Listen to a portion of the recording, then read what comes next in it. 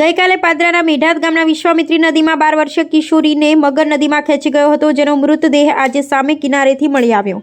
મૃતદેહને પાદરા સરકારી દવાખાને ખસેડવામાં આવ્યો. પાદરા તાલુકા મેઢાત ગામથી પસાર થતી વિશ્વામિત્રી નદીમાં ગામની 12 વર્ષીય કિશોરીને મગર પાણીમાં ખેંચી ગયો હતો. ત્યારબાદ ગ્રામજનો અને પાદરા વહીવટીતંત્ર ઘટના સ્થળે પહોંચ્યું હતું અને લાપતા બનેલ કિશોરીને શોધખોળ માટે વિવિધ ટીમ નદીમાં શોધખોળ આરંભી હતી. ઘટના સ્થળે પાદરા પોલીસ, વન વિભાગ તેમજ ફાયરની ટીમો તેમજ તાલુકા પંચાયત તલાટી તેમજ સરપંચ સહિતની ટીમો ગઈકાલથી જ પાણીમાં લાપતા બનેલી કિશોરીની શોધખોળ આરંભવી હતી. ત્યાં સુધી કોઈ જ પતો લાગ્યો ન હતો. ત્યારે સોમવારે સવારે પુનઃ ફરીવાર લાપતા બનેલી કિશોરીની શોધખોળ શરૂ કરી હતી.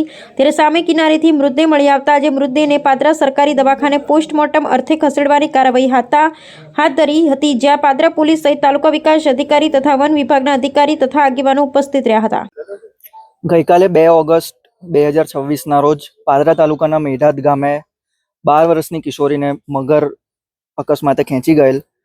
સતત ગઈકાલે અને આજ સવારે પણ શોધખોળ ચાલુ હતી અને આજ સવારે એસડીઆરએફની ટીમ દ્વારા સામે કિનારાથી બાળકીનું મૃતદેહ મળી આવેલ છે, જેને પાદરા પીએમ અર્થે ખસેડવામાં આવેલ છે અને કાયદેસરની કાર્યવાહી કરવામાં આવશે. તાલુકા વહીવટી તંત્ર અને પોલીસ અને વન વિભાગ ત્રણેય હાજર છે. કેટલી ટીમો આ શોધખોળમાં જોડાઈ હતી અને કેટલા સમય દરમિયાન મૃતદેહ મળ્યો? ગઈકાલે સવારથી ટોટલ 3 ટીમો જોડાયેલી હતી. વડોદરા ફાયર, પાદરા ફાયર અને કરજણ ફાયર અને તેમજ સ્ટેટ ડિઝાસ્ટર રિસ્પોન્સ ફોર્સ, અને આજ સવારે પણ એસડીઆરએફની ટીમ દ્વારા મૃતદેહ શોધી કાઢવામાં આવ્યો છે. મેઢાત ગામમાં એક ખેડૂતની પુત્રી જે ખેતીના કામ માટે વિશ્વામિત્રી નદી પાસે ગઈ હતી, તે દરમિયાન મગરે એને ખેંચી ગઈ હતો.